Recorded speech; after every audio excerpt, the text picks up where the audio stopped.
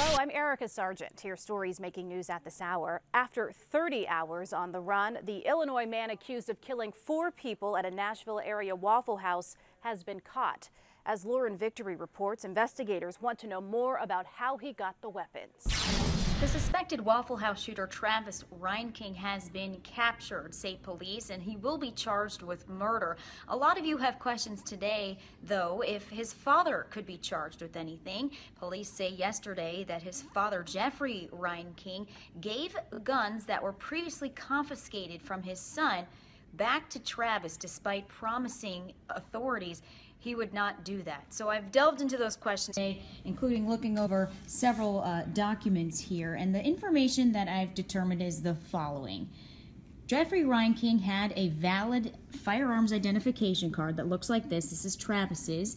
He was able to receive the guns seized from, or at least taken from, Travis Reinking legally. Travis was allowed to deem somebody that he wanted to transfer those guns to. You could do that to anybody in the state of Illinois if they have a FOID card, is what it's called. Now, where some legal issues for that father, Jeffrey Reinking, is if you have a FOID card here in Illinois, you're not allowed to give a gun to somebody else who does not have a FOID card. We even spoke with one attorney who argues that technically, if this father did in fact give guns back to his son who was not supposed to have them, this father could also be liable and face criminal charges for murder. White Sox pitcher Danny Farquhar will remain hospitalized for several weeks after suffering a brain hemorrhage. Roseanne Tejas has that story.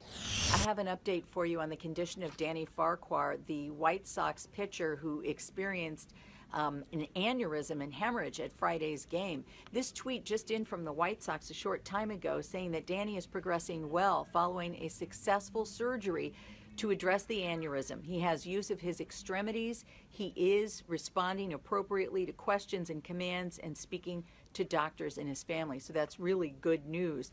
We're told that in this type of event, this catastrophic hemorrhage, when an aneurysm bursts, only 1/3 of the people make it to the hospital. I spoke with a brain surgeon at Northwestern today.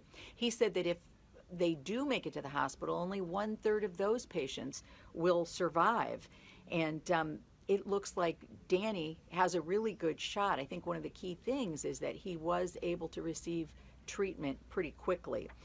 They describe an aneurysm as a pimple sort of attached to a vessel, and when it bursts, of course, you get that, what they call the catastrophic event, the bursting of that aneurysm and then the hemorrhaging on the brain. It usually happens in people 50s or over, but it can happen at any age, as we see in this case. Now, signs that you're going to have an aneurysm or that you may be having an aneurysm are the headache of your life, nausea, vomiting, drowsiness. Sometimes it can lead to a coma.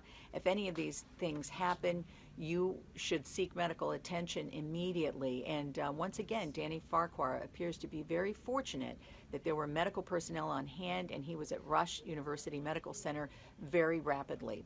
So there's your update. He seems to be progressing well after surgery. And finally, meteorologist Kay Kleist has your forecast.